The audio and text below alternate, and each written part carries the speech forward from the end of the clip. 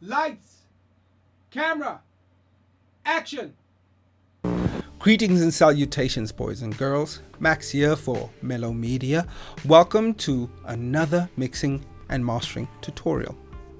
So we are building essentially from episode 2, where we cover how to prepare your sessions and set it up for success. We basically covered how setting up a mix properly can lead to an excellent finish. Next, we went through how to get slapping drums, banging drums, putting stuff together. We covered phase, and we covered quite a few other things when it comes to drums. Now, we know that drums is the backbone of just about any modern genre, unless you doing maybe some smooth jazz. Well, then everything is made up and the drums don't matter. But for the song that we are doing today, drums absolutely matter. They absolutely have to slap when it comes to rap music. But that's not actually what today's tutorial is about. Today's tutorial is about how to get your digital mixes, stuff that you do exclusively in the box like me, how to get it to sound more analog. And to help us do that, today's featured mix is by an artist called Zero, probably my favorite rapper. The name of the song is called Shades. Let's have a listen and get into it.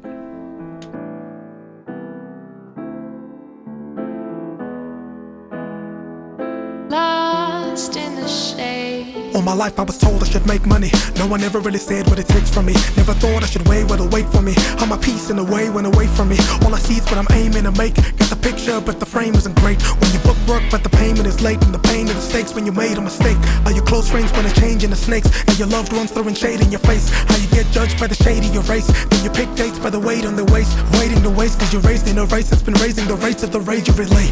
Never liked songs that they played in the day. Till I got hurt and it made me relate. Shade me this way.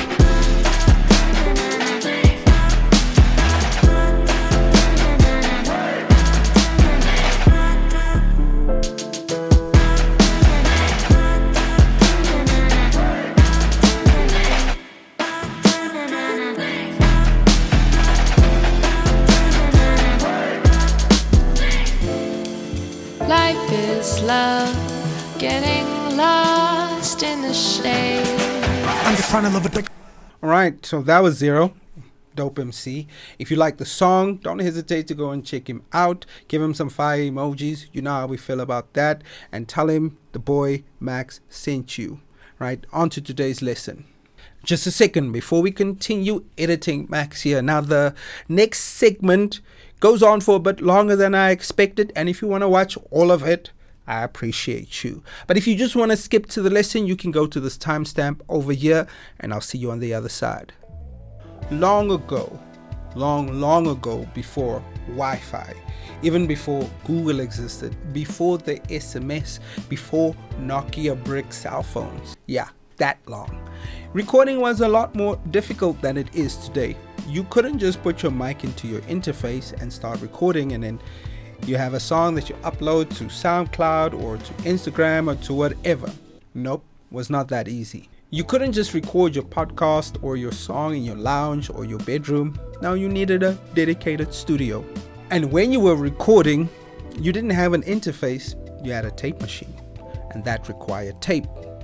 That tape machine needed an operator. That operator would need to know how to operate the tape machine. Clean the heads, line the tape, rewind, fast forward. You know, the kids will never know about when we had cassettes and stuff. You just used to rewind. Man. Hey, man. My childhood. And in addition to that, tape machines had limitations. You could only record so many tracks. Now for us, this is a weird concept since we can record as many tracks as we would like. In fact, I factor that into a session when I do a recording, that I can do as many takes as I like. I can rewind, I can edit, I can do a whole bunch of stuff that we have gotten used to in modern DAWs. Now this may be new to some of you, just like I spoke to somebody the other day and it was a shock to them that music comes from inside a computer now. But the way we record music now is different. You have many takes and you can review those takes. Back in the day, they used to do a song in one take. That's it. From start to finish, one take, and that was it. The idea of mixing your song came much later. Essentially, how you recorded your song is how people heard it. They used to have the band in one room with one mic. And essentially, if you wanted to turn the guitarist up, he would play louder or he would move closer to said mic. So everybody would set up in a room, different distances from the mic, and essentially that is how music got mixed. I mean, I can imagine that, like, I just want a bit more vocal, and then like you just step forward. It's I mean, that's essentially, maybe that's where they discovered mic placement. It's crazy. Moving on. Now, the concept may seem strange to us, but we eventually moved on from one mic, which essentially meant mono recordings and mixes, and multi-track recordings were eventually born. And with this, the same principle still applied. There was no real mixing yet. Like, the band had to essentially play how they wanted the song to sound. If I need more guitar, I need the guitarist to play louder. And the producer and the mixing engineer used to mix the song on the fly. Essentially, how you recorded the song is how people were gonna hear it. That's why they took great care in mic placement, getting the sound right at the source.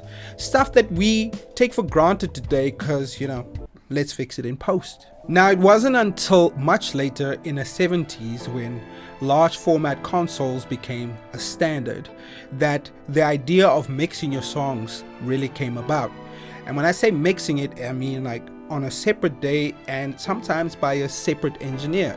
I mean, that's normal for me because I don't even get to meet a lot of my clients. I just see them online. I see their profile pictures. They send me the files. I mix it. I send them the song. And that is such a crazy notion. That would be such a crazy notion to the people back then. Imagine I also told them that, okay, we didn't get flying cars, but you do get to get into a car with a stranger and ask him to take you somewhere. Speaking of these large format consoles, you might know of these little known companies, SSL and Neve. The plugins. Yeah, the plugins, but kind of like before Facebook, where you had to go out in real life and make analog friends. And essentially, before the SSL and Neve became available as plugins that you can use inside of your computer, they were these large, beautiful, intimidating structures. I mean, and really expensive too, because you can either buy a console or you can buy a house. I mean, you can choose where you want to live. Do you want to live in a nice big place or a Neve? I mean, I imagine it's much warmer in a Neve. What's wrong, Bruce? Did you not preempt that joke? We're here again. I'm sure the first speakers and consoles were adamant Neve. Where's the stop button? And that's how they were able to mix. Oh my goodness. Come on, Bruce. We're now talking about the Neve Genesis. Stop before I beat you with the cane. Okay, fine. Let's keep it going. Yes. This intro is getting long. So with time, people discovered some problems with analog gear. Tape and vinyl degraded over time. Every time you used it, the quality would essentially change. Now these large format consoles and all of the plugins that we know today, which was hardware at one point, took up a lot of space and a lot of electricity. And all of these plugins and consoles and things had no recall. You couldn't store data. I had a friend who was at audio school and he told me how they had to take photos essentially in case the mix was recalled. Now we call those photos project files. So with those photos, they were able to somewhat recall the mix, but as anybody who's had to rebuild the mix, it just doesn't sound the same. Every piece of gear would add its own sonic fingerprint. There was no linear gear yet. Let's say you wanted to EQ something and not add the character of the EQ. That was just not possible. Then along came digital to basically overcome the shortcomings of analog. For example, you could have perfect recall. You could have more linear processing. You could have processors that didn't have the drastic and dramatic fingerprint of the analog counterpart. You could also have perfect recordings that didn't have the character of whatever you recorded through. And these recordings could be played over and over, edited and interacted with without the sound changing or degrading. How you got it in the beginning is how it will be after version 100. And so the inexorable march towards a digital landscape begun. We saw the proliferation of digital products. We saw the first digital audio workstation. We saw what we now know as VSTs. Tape machines and other more cumbersome recording methods were replaced by interfaces which were a fraction of the cost and a fraction of the size, offering you more convenience. Now, many years later, we essentially have the digital equivalent of all of the beautiful pieces of gear, the compressors, the EQs, and everything that we had in analog form, we now have in digital form. So essentially no more rotary phones, no more, doing this. My kids will never know that, like, hello, standing in one place, going to a payphone, putting in money. They'll never know that. Do you remember landlines, Bruce? Yep. I mean, I'd love to see my kids operate those, man. Like, they'll probably look where the camera is. For us, the camera's there. Look where where are the apps, Dad? I mean, I want to see them just deal with buttons. Hey, bro, what is this? My mother had a BlackBerry, but it didn't have a touch screen, and my daughter was trying to play games on it, and she said, Oma, your screen is broken. Oh, these kids, they grew up with touch screen. They don't know the buttons like we do. I guess, they know how to push our buttons. That's what these kids do. Anyway, so after all the strides that digital made in basically overcoming all the shortcomings of analog, now we work completely inside of a computer. We noticed that something was missing. Like these recordings and mixes just had no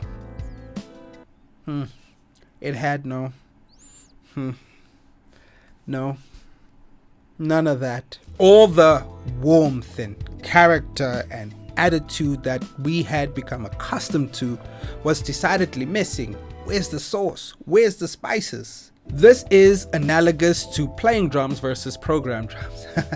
Analogous. I love my puns. This is analogous to programming drums versus playing drums.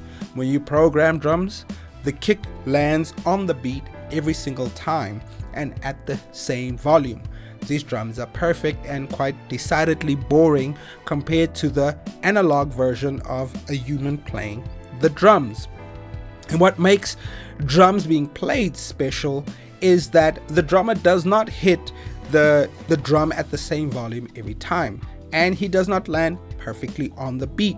That being slightly early or being slightly late is what gives the drums its groove, and you combine that with the varying volumes, and that's really where the magic of drums come from. And that is what we learn. That is what analog essentially is. It is the perfection of imperfection. Once we realized that this was the missing sauce, we endeavored to put all of these flaws back into our music. All of these perfect imperfections we are now trying to bake back into our perfectly digital recordings. And what's amazing is, and this blows my mind, how are they making ones and zeros sound like tubes and transformers?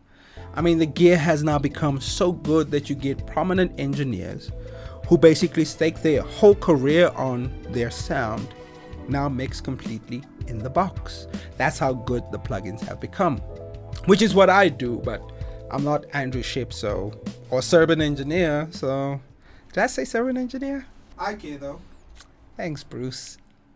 So if analog is so good, then why do I mix in a box?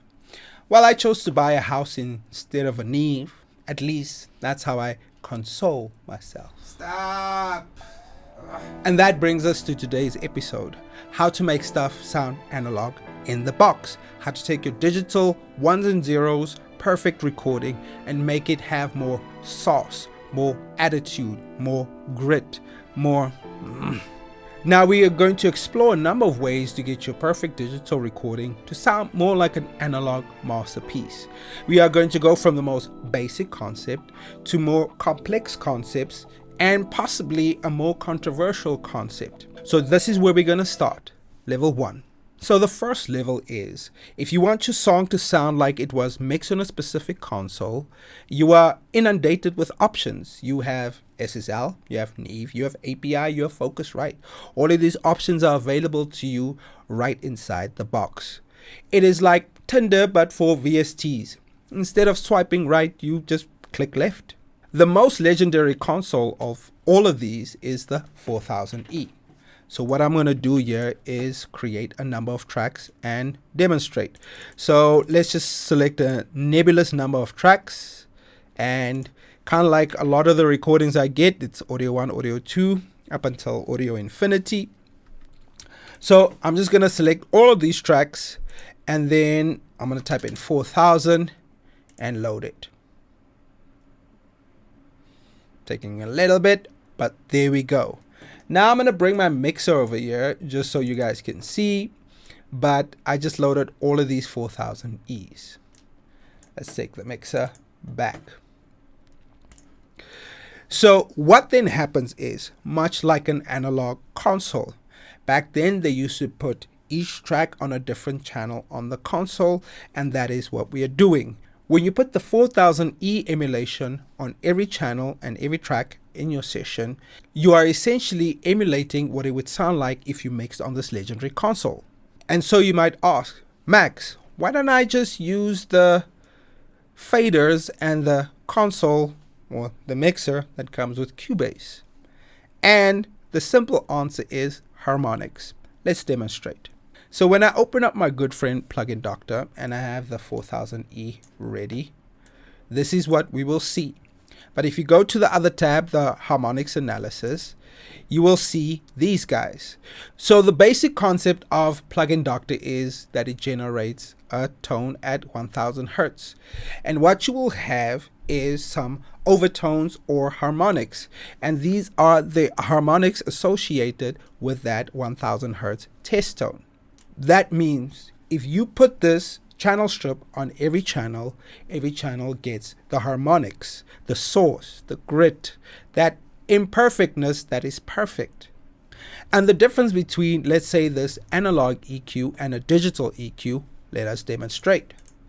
So I'm just going to open up here and load one of my favorite guys, and my fingers are not working. Let me click left. Is the Kirchhoff EQ. So when I load the Kirchhoff EQ and we see the same thing here, we see that this 1000 Hertz test tone generates no harmonics. But with the 4000E, we have harmonics. So when you EQ with a digital EQ, you are essentially getting a linear result. When I EQ with the 4000E, I am getting a non-linear result. I am essentially EQing with source, with color, with magic.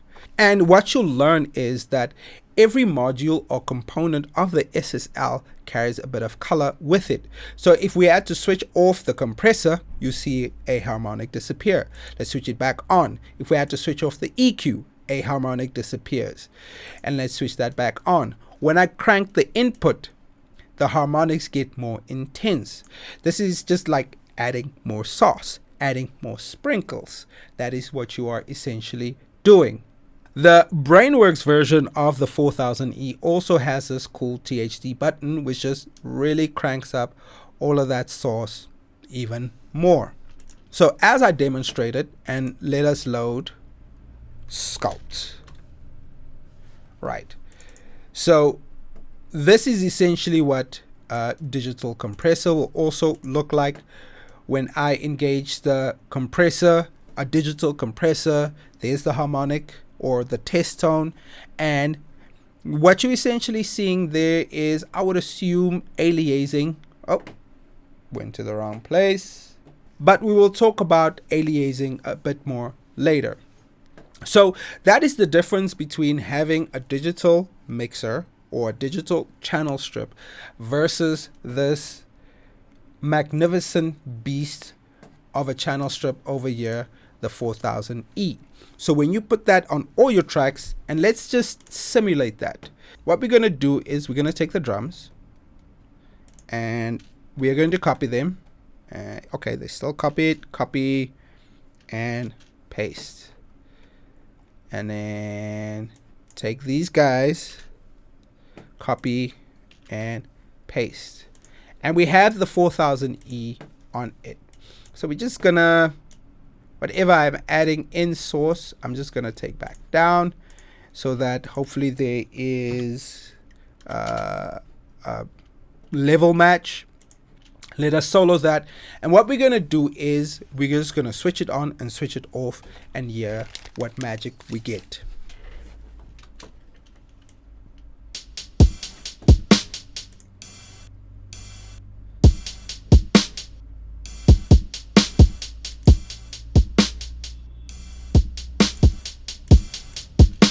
Okay, let's try and level match and see.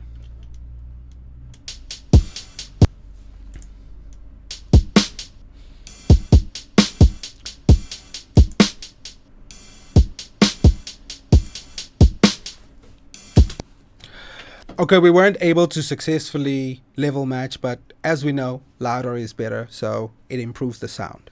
And as you can appreciate, we spent quite a lot of time trying to get rid of these non-linearities until we got it perfectly linear. Now that we have it that way, we're trying to undo it and get all of that non-linearities back into the box. And another great way of getting your mix to sound more analog is by tape machines. Now, you have quite a few options. One of my favorite tape machines, probably my favorite tape machine, is the Tape Face by Kiev. Not sure how to say that. Slava, Ukraine. The Kiev tape machine. And it will give you all of the goodies. This is not a tape machine tutorial, so we will just cover these functions quickly, but you get different algorithms of the tape machine and you get the different speeds, which is amazing. This is a really creamy tape machine, and there are ways that I use it that I will explore in future videos. Another tape machine that I love is the flywheel. Just get my fingers to operate with me. The flywheel. This is actually my go-to. The Tape Face may be my favorite, but this is my go-to tape machine.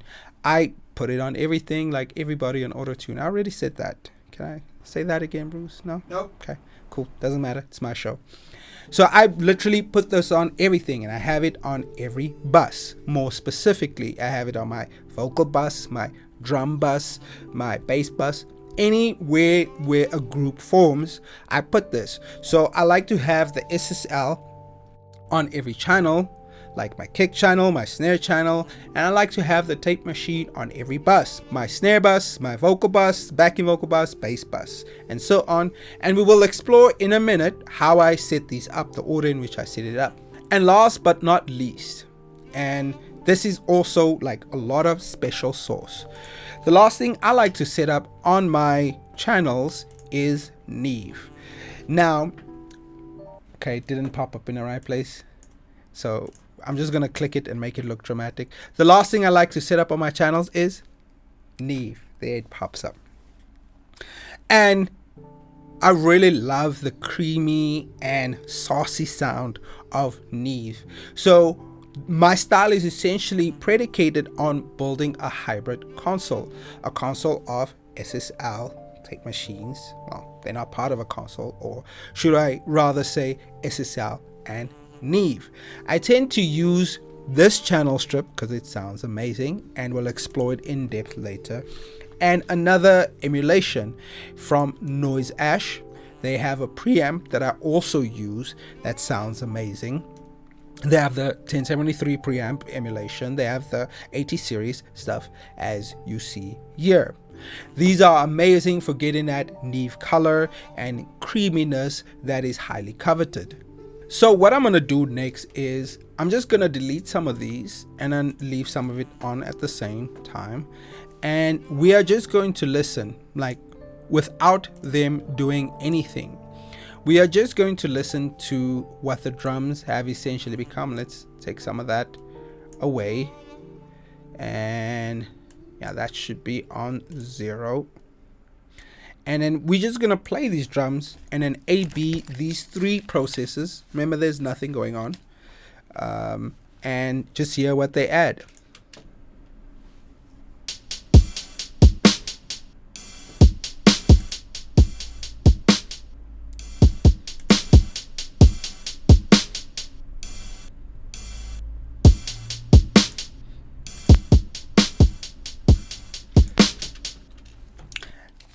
And don't worry about the level matching because louder is better.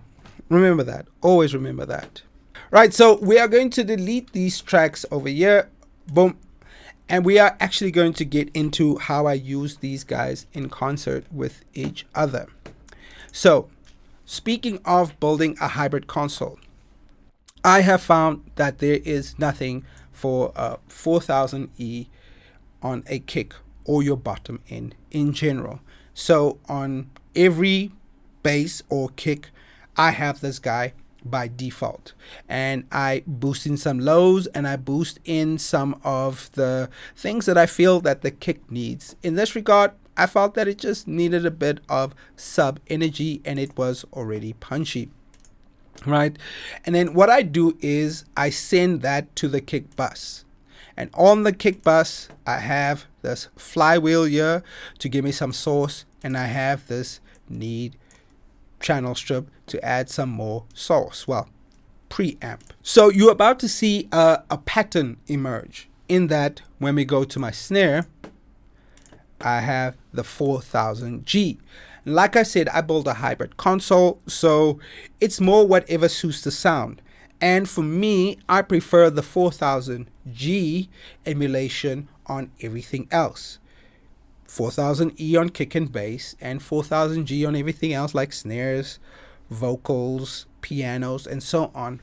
If I want something to sound warmer, more colorful, I tend to use the 4000E. So you might see it on hi-hats as well, and you might see it on some snares if that snare is really bright. And if I want something to sound longer, like there's sort of this extra octave of sound at the top and this nice sheen, I tend to use the 4000G and sometimes even the 9000J. So as I said, a pattern will start emerging. I have the 4000G on the snare, and then I send the snare to a snare bus. And you guessed it, we have the flywheel over there. We have a bit of Gullfoss, which is a digital EQ, and we'll get into that later. And we have this Neve preamp that I really, really like. And lastly, if we go to the hi-hats here, you will see the same SSL. Like I said, there's going to be a theme, tape, and Neve, like basically triumvirate. You'll see that triumvirate just about everywhere. And I could repeat this exercise ad nauseum, but you get the point. Now that we have laid the foundation with level 1, it's time for level 2. Now, I'm not sure how this came about. Perhaps somebody was asleep on the job. Maybe it was a happy accident. Maybe they actually designed the gear with this in mind. I don't know. But it became commonplace to overdrive the hardware. Recording and mixing at hotter levels sounded distinctly different to recording and mixing at more polite and well-behaved levels. Driving your console until the warning lights came on actually became a vibe. The overturn window started shifting. Best practices were changing. Seeing the check engine light on became the norm. It just meant you were driving it right. Going into the red was no longer a bad thing. I mean, it actually became the right thing to do. I'm sure you have no doubt heard that you shouldn't go over 0. Yeah, these are some good rules and best practices to observe. And these things don't suddenly fall away. You still have to observe gain staging. But in order to overdrive the analog emulations that we have, like we did with its older siblings, you would need to go above 0. You would need to break the rules. You would need the check engine light flashing and beeping at you the whole time. Let me demonstrate what I'm talking about. So back in a session here, right, I have my kick. When I play said kick, you see this light over here come on. When I play my snare, you'll see said light come on as well.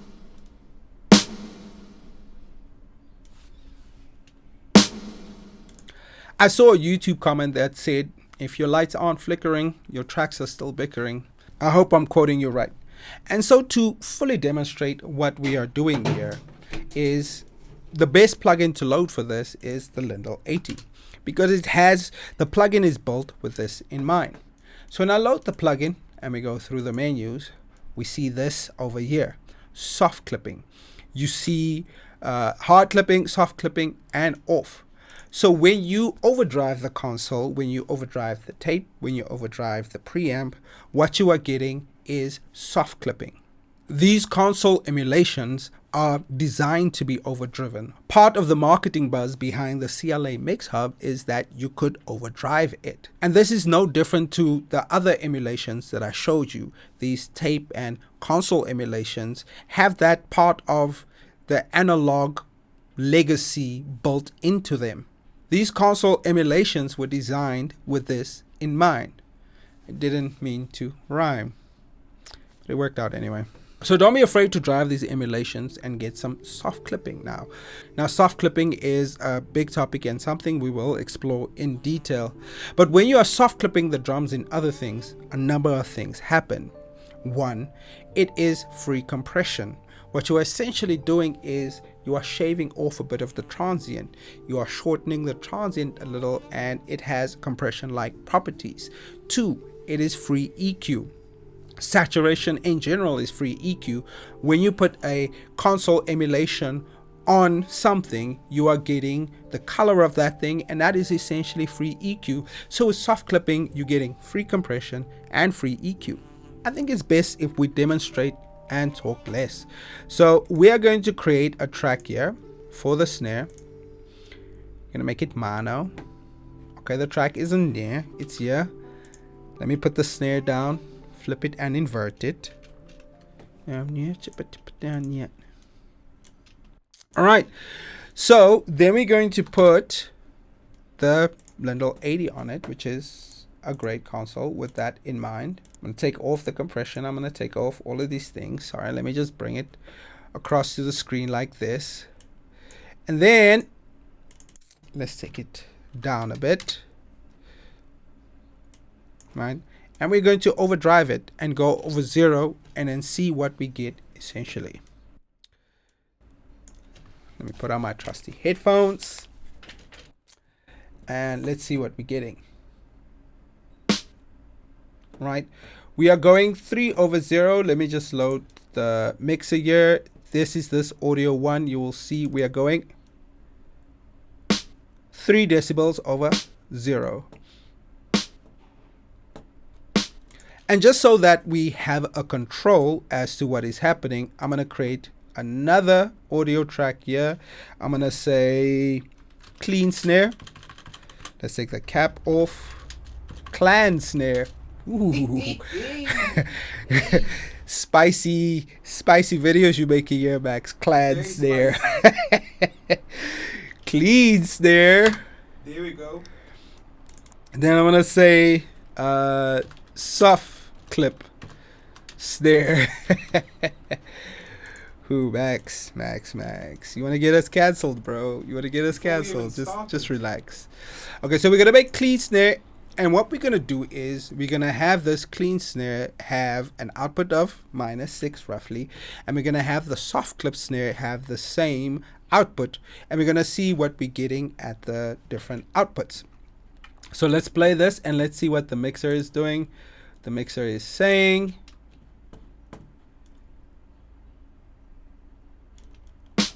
there we go, -4 for the clean snare. So we're just gonna say -2 and let's have that.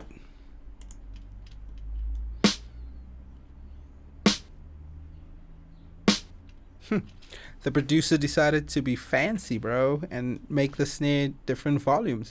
Anyway, so we have the soft clip snare over here. And let's see, it must also show -6.4, which it does.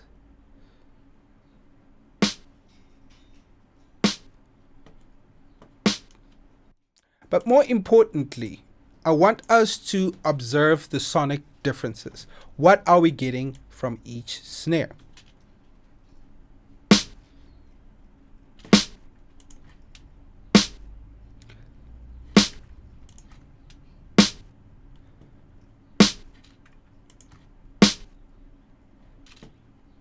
Okay, break.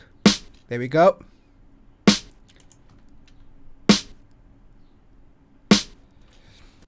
So, to my ears at least, with the soft clip snare, you can hear that the transient is shorter. You can hear that the snare is a bit warmer. There's the free EQ and compression that I told you about. So much more on this later, trust me. Right, now this would be a more extreme example, but I feel it's worth making to drive the point home. Was that done on purpose or by accident? Like I said, man, I'm a poet and I didn't even know that I was rhyming those words, but it worked out anyway. So we are going to create another audio channel and we're going to paste the snare again. Okay, our pasting power is gone. Paste the snare again. And we are going to load a limiter. And we are going to try and get the same level going. So we load the limiter here. Let's just get the headphones out the way and say limiter. Right, and we are going to just gain it and have it be at the same minus 6.4 level that the others were at. Let's go. Let's bring our mixer up. There's the limited version. So we have a peak level of roughly 6.4. So now we have the channel strip, we have the dry, and so we have the soft clipping, we have the clean, and we have the limiter. The reason I'm setting this up is because the limiter is a far more extreme version of soft clipping. Where limiter is more like a slap in the face, soft clipping will be more like caressing your lover's face. And that is essentially what you will hear. So at the same peak volume, you will hear different results. So limiter, clean, you hear it's quieter. Limiter, clean, up. There we go. So we got that. And when you, and we'll talk about this next week, when you do serial soft clipping and you have cloth slipping. Hey. Hey. What is that? What is that? What is clop siffing? When you have clop siffing, which is soft clipping, but you're doing it backwards, tenet style. When you have clop siffing, basically stacked one on top of the other, serial style, it eventually shortens the transient and you get more at a lower peak volume. Or at the same peak volume, you are just getting more. So besides what the limiter does, it is also, like I said, free EQ, free compression. Let's listen one more again.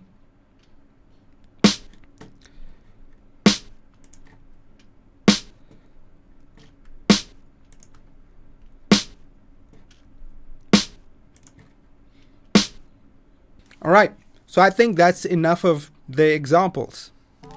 So, in conclusion, when you are soft clipping the sound, you're getting free compression, you're getting free EQ, and you're just adding more sauce. You are getting more harmonics. As you saw that when we cranked up the preamp on the SSL channel, we got more harmonics. And this is no different to the Neve channel strip. And the reason why the Neve just sounds so amazing is because it has even more harmonics than the SSL ones. And one of the more salient differences between soft clipping type of compression and a compressor compression is you don't need to worry about those pesky attack and release settings, cycling through presets, trying to find that perfect attack and release settings for your kick and your snare. The soft clipping does that for you. And what I have routinely found, as you have no doubt seen on this session, is that there are distinctly no compressors on my kicks and my snare. I'm getting all of my and most of my compression from the soft clipping. So now that we have taken your sound from vanilla to just more flavorful, we can move on to level 3. So one of the main differences between analog and digital is digital has to conform to sample rates and bit depths. Analog is unencumbered by this. In fact, it doesn't really exist in the analog realm. Now, when you record your music onto your computer or you store it, it is stored in a form of ones and zeros. Those ones and zeros represent sample points on a waveform. The standard is for music to get sampled a minimum of 44,100 times. That is a sample rate of 44.1 or 44,100. So when your music is recorded, it gets sampled 44,100 times. Let's try that again. Listen properly. When your music gets recorded, it gets sampled 44,100 times per second. That is an incredible amount of times when you think about it. Now, what we have discovered is when you sample the audio more times per second, you could possibly get better quality. So why would more sample points result in a better quality wave? This is what we're going to get into, and while I prefer generally recording at 96 kilohertz, it just sounds better to me. I know this is controversial, but I just hear a bit more in the low mids, and highs. But let me not get ahead of myself. So what does sample rates have to do with something sounding more analog? Well, that's a good question that you asked. As great as digital is at recording and storing music without compromising the sound quality, one of its fatal flaws is aliasing. Fatal? What? You said fatal flaws. Like, that's dramatic. What?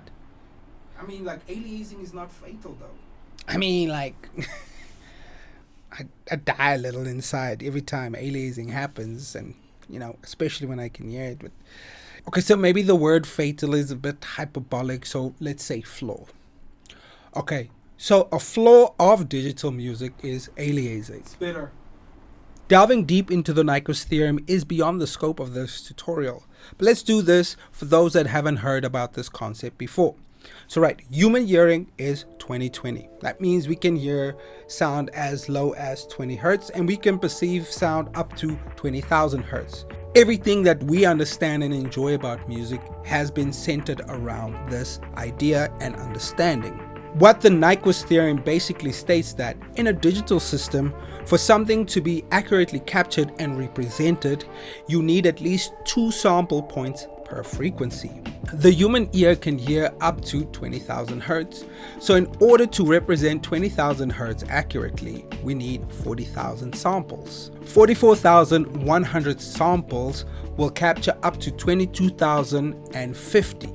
And that would seem enough, you would think, but you would be wrong to think that. There are things that exceed the Nyquist limit, this 22,050 hertz. I found that snares do, hats and other cymbals can, vocals as well, especially synths, as we will demonstrate shortly. So when a sound source exceeds the 22,050 hertz in the digital system, weirdly enough, they didn't design it so that it simply goes, cool, I guess we'll just cut this part off. No, it actually decides to fold the parts that it didn't sample accurately back onto the parts that it sampled accurately. Let's explain. Let's think about it this way. Let's think of the Nyquist limit as a brick wall, and in your hand you have a tennis ball. Now, when you throw that tennis ball against a brick wall, it will bounce back. Now, if you don't throw it hard enough for it to reach the wall, it will not bounce back. And let's say that is information that is well within the Nyquist limit and the digital system. However, when you throw the ball hard enough for it to bounce back, that's when you get aliasing. And proportionately so, when I throw the ball hard enough for it to bounce back to me directly, we're getting a lot of aliasing with the commensurate force. So let's say something goes up to 30,000 hertz. Like I said, the information doesn't just get cut off, it bounces back. So the information will reach the Nyquist limit at 22,050 and then bounce back by the amount that is essentially left. And I wrote the math down here. So 30,000 minus 22,050 is 7,950. 22,050 minus 7,950 is 14,100. That means from 14,100 up, you will experience aliasing, as we will demonstrate in a little while. As Bruce pointed out, this won't be fatal. But that does mean that your sound is still compromised. It is no longer an accurate representation of the recording. When that tennis ball hits the wall and it bounces back, that is referred to as foldback distortion. And what happens is it actually causes phasing issues and on whatever it folds back on. And this is often characterized by a muddy, unclear, grainy top. So now what may happen is that your mix may sound dark and then you're trying to boost some air into it, and it actually has the opposite effect of getting darker, hence making the effect of aliasing and foldback distortion worse. Alright, as promised, let's demonstrate this. So I'm going to load Theorem, which is a very popular synthesizer, and there you go. Let's call it, no cap, aliasing test. And it's not it's opening right at the bottom, right at the top. Started at the top, now we're here. Okay, now that we dragged it down, let us solo it. And what I'm going to use is just the default Theorem sample or patch. There we go. Default Theorem patch. And I'm going to load span. Let us load span. Where is the inserts? Span. And when I press it, yeah. When I press it, it's going to show you that. So what I'm going to zoom is, let's leave that. What I'm going to zoom is, I'm going to zoom in on where the Nyquist limit is as represented by this red line. And since you know that Theorem is there, I'm just going to put it on the other screen. And what I'm going to do is I'm going to go to Theorem. And this is a bit of foreshadowing, but I'm going to switch the oversampling off and just put it on ×1. So it's now operating at the native sample rate, which is 48 kilohertz. And then I'm going to press this button. And then you're going to see these waves over here, these sound waves. And you're going to see this Nyquist limit, the brick wall we were talking about earlier. But what I want you to do, besides, the sound of the synth, there's this irritating, piercing sound, and that's the foldback distortion, and I'll demonstrate. You hear that? That's the aliasing. Now, I'm going to take Theorem here, I'm going to put the ×2 oversampling on, and then I'm going to press this button. Do you see the difference in the waveform? Let me take off the oversampling. Here also the difference in intensity in the sound. Switch on the oversampling. There's also, it's like I made Theorem quieter because what you are also hearing is the foldback distortion, the ball bouncing back from the wall. Then I'm going to put on ×4. Now I don't think this will make a significant difference, but there you go. So you are getting foldback distortion when I do this and I zoom out. I'm switching off the oversampling. You can see by how much it actually folds back. Right? Let's press that. So you can see that the aliasing folds back quite a bit. And when I switch on the oversampling, let's do that again. You can see that the foldback distortion is gone. All that added information that created the foldback distortion is gone. Let's observe it again.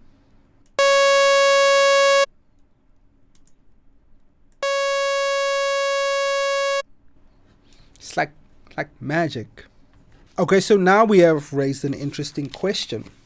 What is oversampling? So coming back to what I said earlier, how I prefer to work at a higher sample rate, 96 kilohertz or even 88.2. That's the maths. The reason I prefer working at these sample rates is, as you have seen, you avoid aliasing distortion. So what essentially happens is that instead of the Nyquist limit being at 22,000 or even 24,000 in this case, it moves a whole octave up to 48,000. And just some basic DSP as to what happens in the plugin, the sound that Theorem is generating will get upsampled. So at ×2, it will get upsampled to 96. It will get processed there, right? And that also, as you can hear, improves the integrity of the sound quality. And we will demonstrate this in Plugin Doctor. Good old Plugin Doctor. Let us just load it. But what also happens is you get a Nyquist filter being put in place. And let me go to 44.1. Let's see if it appears. Let me switch the oversampling on, and the Nyquist filter will appear. So what the Nyquist filter does is when it samples back down, because it has to sample back down to the native sample rate. So the sound is in the plugin upsamples, adds the extra sample points and processes it at a higher sample rate, because you're doing ×2, ×4, ×8, you do the quick math. When it goes back into the session at the native sample rate, I hope I'm explaining that correct. In order to mitigate aliasing, developers have put a Nyquist filter at wherever the Nyquist limit is. I think that's correct. Yes, it's correct. As you can see. Good old Plugin Doctor. Who needs to use your ears? We can use your eyes. Come on now, guys. So then, coming back to the analogy of the tennis ball, why I would say a lot of cases, not all cases, there are caveats. In a lot of cases, why higher sample rates is better, because as I said, you move that wall an octave further. So if the wall was 22 meters from you, it is now 44 meters from you. And what that essentially does is, as I hopefully demonstrated, it hopefully improves the sound quality of your mixes and recordings. Okay, so a lot of foundational knowledge had to be shared just to tell you that digital systems have aliasing. And if the analog was true to form, that it would have no aliasing. When you keep in mind everything I just demonstrated, you can see why I'm a proponent and a fan of oversampling and higher sample rates. Now, there's so much more to it than just oversampling something and recording at higher sample rates, and we will cover this, but I hope that this demonstration serves as a good example of why you should consider oversampling and using analog emulations that oversample. But in case an emulation does not have oversampling, it's not the end of the world, and there are ways around it. As Bruce said, this is not fatal, but at least you know how your sound is being compromised. Now, coming back to the plugins that we showcased earlier, all the Neves that I showed you oversample, and let's just go back to them so that I can demonstrate this. So the Neve over here, it oversamples. It has up to ×16 oversamples. The Noise Ash one has oversampling. I just need to find its menu. It has up to ×8 oversampling, and as I demonstrated, these are good things. The Brainworks one, Brainworks have said that their plugins oversample to 176. I wouldn't know this. I'm gonna have to take the word for it.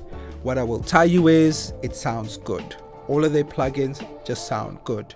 And no, they are not paying me, but my name is Cornelius Max, first of his name. Dirk and the boys, hit me up. All right, knowing what we know about oversampling and the Nyquist limit and the Nyquist filters, we can actually create our own Nyquist filters in what I call cheap oversampling. So when I was analyzing these plugin doctor things back in the day, and also going onto the YouTubes to check all of this stuff out, and I learned about the Nyquist filters that I put in place, it actually gave me an idea. What if I protect against aliasing with this cheap oversampling that I mentioned?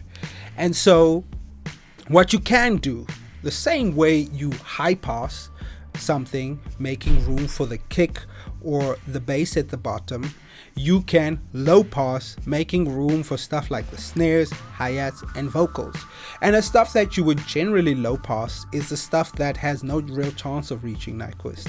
So if we analyze something like a piano, let's go to it, and we have a piano right here, and we'll look at the frequency analyzer when we play it. So let's solo that piano. You will see that the information decidedly dies off. Let me just put it lower here.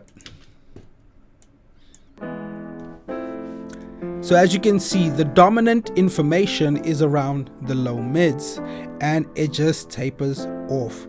So what we can do to assist everything that is at the top, like the vocals, is by essentially limiting or minimizing the information at the top and putting a Nyquist filter, a cheap oversampling like I have here. So I have both high pass and low pass, and as you can hear, the piano doesn't sound unnatural. It sounds fine. It's because I am not messing with the critical frequencies of the piano, just the unneeded, unnecessary ones, cleaning up what I call sonic junk.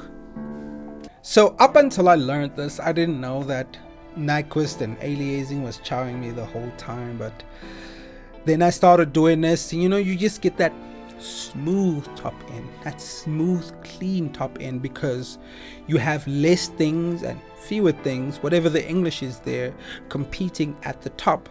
So other instruments you can do this with is also guitars. Maybe not acoustic guitars, but definitely electric guitars, as their critical information's all in the mids.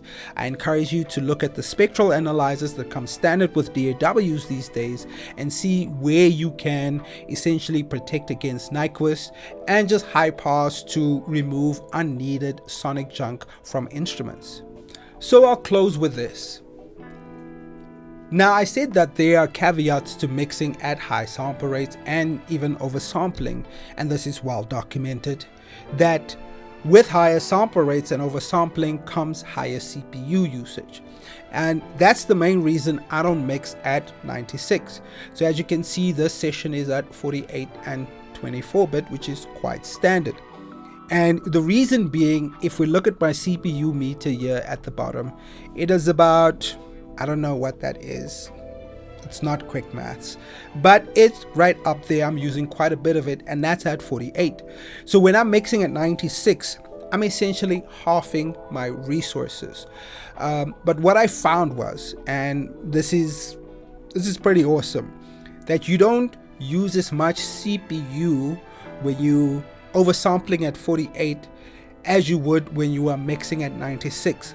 However, I also found that mixing at 96 without oversampling is better, gives you better sound quality than upsampling at 48. So continuing on from that, another reason I don't mix at 96 is, why set up a session that you can't mix? Why have a session where you're struggling to express yourself, you're constantly looking at your CPU meters, and you working with dropouts and probably and blue screens of death. The irony. You're constantly working with dropouts and probably blue screens of death. Had to really be careful the way I said that so that it can come out properly this time. Blue screens of death. So that's not how you want to work. So work at a sample rate that works. What I hopefully gave you is insight and knowledge at what may be plaguing your mixes and recordings, and you didn't even know it. And I gave you a way to hopefully guard against it and mitigate and alleviate. That's the English. To alleviate the effects of aliasing. Been filming for hours now, so I know this is going to be a long one. Woo! You know, I was doing proof of concepts, and the proof of concept video, spitting. You know, spitting bars, y'all. Bars. And the proof of concept videos were like 10 minutes, 15 at most. Then I decided to write scripts, and these are going to be a doozy. You might need to break them up. But it turned out better for sure, because now I got to communicate a lot of fundamental concepts. Now, if you stayed until the end and you enjoyed this, thank you so much for watching the whole video. We covered a lot, but I hope that you learned a lot. I hope that this is something that switched light bulbs on, and that definitely makes it into your philosophy, your methodology, and just the way you go about mixing, because that's why I'm here. Mike Larry, you're safe now. You know, that's why I'm here. I'm here to do these things, impart the knowledge that I let's sip some Man United tears. Now that we have done that, we're ready. I'm here to impart the knowledge that I have essentially accrued and accumulated over the last 20 years. And you get this for the incredible price of giving me your like, giving me your subscribe, hitting the buttons, telling your friends about me. Max Cornelius Bruce Mello, the first of his name. Next week we have another banging episode for you guys. I'm talking about global versus nested effects. Don't forget to hit the buttons, hit the sub, the follow, so you can be notified when that episode drops.